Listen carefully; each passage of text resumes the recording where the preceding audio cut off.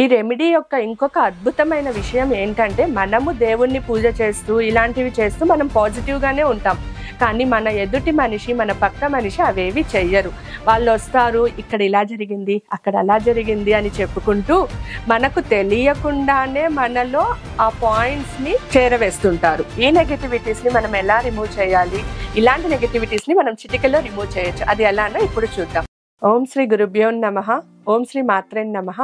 అందరికీ నమస్కారం అండి. నేను ఇంతకు ముందు ఒక వీడియోలో నెగటివిటీని క్లియర్ చేయడానికి ఉప్పుని ఎలా ఉపయోగించాలి అన్నది చెప్పాను. ఇవాళ నెగటివిటీ క్లియర్ చేయడానికి మనము ఇంకొక రెమెడీని ఇంకొక వస్తువు ద్వారా చూద్దాము. ఉప్పు వీడియో మీకు డిస్క్రిప్షన్లో ఇస్తాను, ఒకసారి చూడండి. దాంతో కూడా చాలా నెగటివిటీ సమస్యలు క్లియర్ అవుతుంది. ఈ వీడియోలో మనము కర్పూరంతో నెగటివిటీని ఎలా క్లియర్ చేయాలో చూద్దాం. మనందరికీ తెలిసిందే కర్పూరము చాలా విషయాల్లో మనం యూజ్ చేస్తామని. ముఖ్యంగా పూజ గదిలో, కెమిస్ట్రీ ల్యాబ్లో మరియు హోమగుండాల్లో హోమం ప్రారంభించేటప్పుడు, గణపతి పూజ, ప్రతి దాంట్లోనూ మనము కర్పూరం అన్నది వాడుతూనే ఉంటాము. మనం కర్పూరాన్ని ఇన్ని విధాలుగా వాడుతున్నాము, ముఖ్యంగా పూజ గదిలో వాడుతున్నామంటే మనకి దానికి ఏదో ఒక స్పెషాలిటీ ఉన్నట్టే. అలాంటి కర్పూరంతో ఈరోజు నెగటివిటీ ఎలా క్లియర్ చేయాలో చూద్దామండి. ముందుగా ప్రతి ఇంట్లోనూ నెగటివిటీ అన్నది ఉంటుంది. అసలు నెగటివిటీ అంటే ఏంటి, నెగటివిటీ ఎందుకు వస్తుంది, ఫస్ట్ ఇవి నేర్చుకుందాం. ఒకరు ఒక చోట కూర్చొని ఆలోచిస్తూ ఉంటారు, ఏదో ఒక పని పైన కూర్చొని ఉంటారు, కానీ వాళ్ళ ఆలోచనలు ఎక్కడికెక్కడికో వెళ్ళిపోతాయి. ఏమేమో ఆలోచిస్తూ ఉంటారు, ముందుకి వెళ్తారు. కొన్ని అయితే నెగటివ్ వైబ్రేషన్స్తో ఉన్నవి. అయ్యో నేను ఈ పని చేయలేనేమో, నేను చూడలేనేమో, నేను ఇది కొనలేనేమో, ఇలాంటివి ఆలోచిస్తూనే ఉంటారు. ఇది కొనడానికి నాకు డబ్బు సరిపోతుందో లేదో, డబ్బు సరిపోదేమో, ఇలా ఆలోచిస్తూ అదే విషయాన్ని పదే పదే ఆలోచిస్తూ ఉంటారు. మీకు తెలియకుండానే మీ చుట్టూ ఒక నెగటివ్ ఎనర్జీని క్రియేట్ చేసేస్తారు. దీన్నే నెగటివిటీ అంటారు. ఇలా మీరు ఒక చోట కూర్చొని ఆలోచిస్తూ ఉంటారు, ఆ స్థలంలో నెగటివిటీ క్రియేట్ అవుతుందా? సో ఆ స్థలానికి నెగటివిటీ అంటుకుంటుందా? అలానే అక్కడ దగ్గరున్న వస్తువులకి కూడా ఆ నెగటివ్ ఎనర్జీ అన్నది పాస్ అవుతుంది. సో ఆ వస్తువుల్లో మనం ఏమన్నా తిన్నామంటే కూడా మనకు నెగటివిటీ అన్నది బాడీలో కూడా వెళ్తుంది. నెగటివ్ ఎనర్జీ మనకు ఇలా డెవలప్ అవుతుందండి. ఈ నెగటివిటీస్ ని మనం ఎలా రిమూవ్ చేయాలి? ఇలాంటి నెగటివిటీస్ ని మనం చిటికలో రిమూవ్ చేయొచ్చు. అది ఎలానో ఇప్పుడు చూద్దాం. సువాసనకి చాలా ప్రాముఖ్యత ఉంది. ఒక చోట సువాసన వచ్చిందంటే మనిషి చాలా ప్రశాంతంగా ఆ వాసనను ఆస్వాదిస్తారు. అదే దుర్వాసన వస్తే అబ్బా అని వెళ్ళిపోతాడు.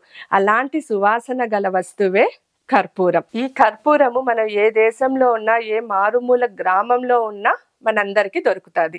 ఈ కర్పూరంతో నెగటివిటీని ఎలా క్లియర్ చేయాలో చూద్దామా? దీనికి చాలా పద్ధతులు ఉన్నాయండి. మనము ఇందులో 3 ముఖ్యమైన పద్ధతుల గురించి తెలుసుకుందాం. అది ఎలాంటి సిచ్యువేషన్స్లో మనకు నెగటివిటీని క్లియర్ చేస్తుంది, దానివల్ల వచ్చే ఉపయోగాలు ఏంటో తెలుసుకుందామండి. ఇప్పుడు మన ఇంట్లో చిన్న చిన్న గొడవలు వస్తుంటుంది, పిల్లలతో గొడవలు పడుతుంటాము, చిన్న డబ్బు సమస్యలు. ఇలాంటి సమస్యలు ఎందుకు వస్తుంది? మన చుట్టూ మనం ఆలోచించి ఆ నెగటివ్ ఎనర్జీని మన చుట్టూ క్లియర్ చేస్తాం కాబట్టి ఇలాంటి సమస్యలు అన్నవి మనకు వస్తుంది. దీన్ని కర్పూరంతో ఎలా క్లియర్ చేయొచ్చో చూద్దామా? ఒక సిల్వర్ బౌల్లో ఒక కర్పూరం బిళ్ళ, 2 లవంగాలు వేసి ఇంటి మొత్తము ధూపం పట్టించాలి. ఈ కర్పూరము లవంగం వల్ల వెదజల్లే సువాసనతో నెగటివిటీ అన్నది క్లియర్ అవుతుంది. ఇది ఒకరోజు చేస్తే సరిపోదండి, కనీసం 11 రోజులైనా ప్రతిరోజు ధూపము ఇంటికి మొత్తానికి పట్టించాలి. దీన్నే మూన్స్ రెమెడీ అని అంటారు. ఇది సిల్వర్ బౌల్ మీకు అందుబాటులో ఉంటే సిల్వర్ బౌల్లో చేయొచ్చు, లేకపోయినా స్టీల్ బౌల్లో కూడా చేయొచ్చు అండి. కానీ సిల్వర్ బౌల్లో చేయడం వల్ల దానికి విశేషత ఎక్కువ, దానివల్ల వచ్చే ప్రయోజనాలు ఎక్కువ. అంతే, ఇంకేం లేదండి. మీరు ఏ బౌల్లో అయినా చేయొచ్చు. జ్యోతిష శాస్త్రంలో మనకు 12 రాసులు ఉన్నాయి. ఈ రాసుల ప్రకారం కూడా ఒక్కొక్కరికి కొన్ని కష్టాలు వస్తూనే ఉంటుంది. అలాంటి కష్టాలని, అలాంటి నెగటివిటీ ఇష్యూస్ని కూడా మనము ఈ కర్పూరంతో తీసేయచ్చండి. అది ఎలాగంటే, ఒక కర్పూరము 12 సగ్గుబియ్యం గింజలను ఒక గిన్నెలో తీసుకొని వెలిగించి ఇంటి మొత్తానికి ధూపం పట్టించాల. ఇక్కడ 12 సగ్గుబియ్యం గింజలే ఎందుకు తీసుకుంటున్నామండి?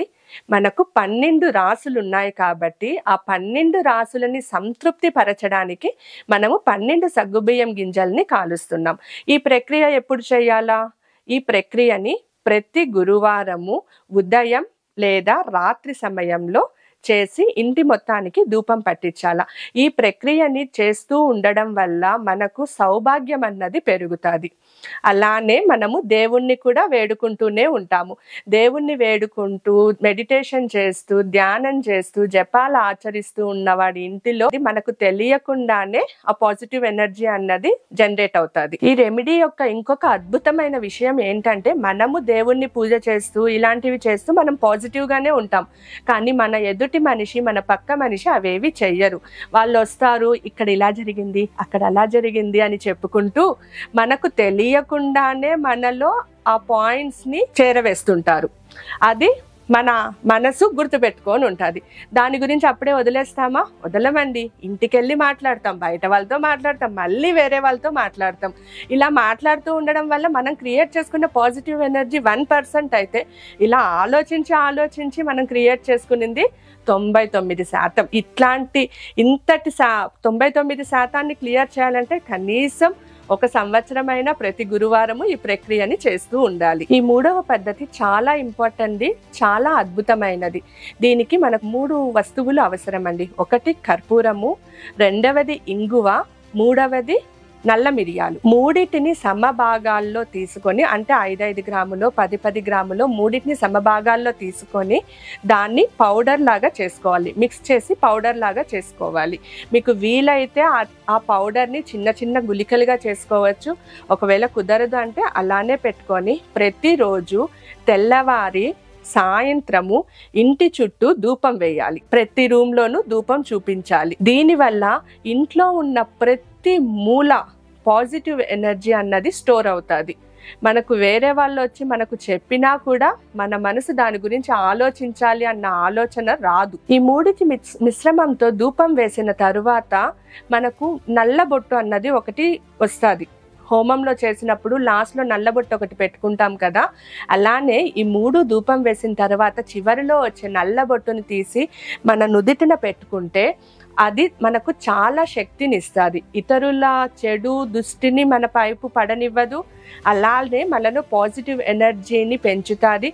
అలాగే మన అంతఃశత్రువులకి ఎనర్జీని డౌన్ చేస్తుంది. వాళ్ళ నెగటివ్ వైబ్రేషన్స్ని మనకు టచ్ అవ్వకుండా చూస్తుంది. ఇవాళ మీకు చెప్పిన 3 రెమెడీస్లో ఫస్ట్ది మైండ్ పవర్, 2వది జ్యోతిష్యం, 3వది పాజిటివ్ ఎనర్జీని ఎలా వృద్ధి చేయాలి అన్నవి తెలుసుకున్నాము. ఇవన్నీ మీరు చేసి మీరు మంచి ఎనర్జీని క్రియేట్ చేసుకోవాలని కోరుకుంటున్నాను. ఓం శ్రీ గురుభ్యో నమః. స్వస్తి.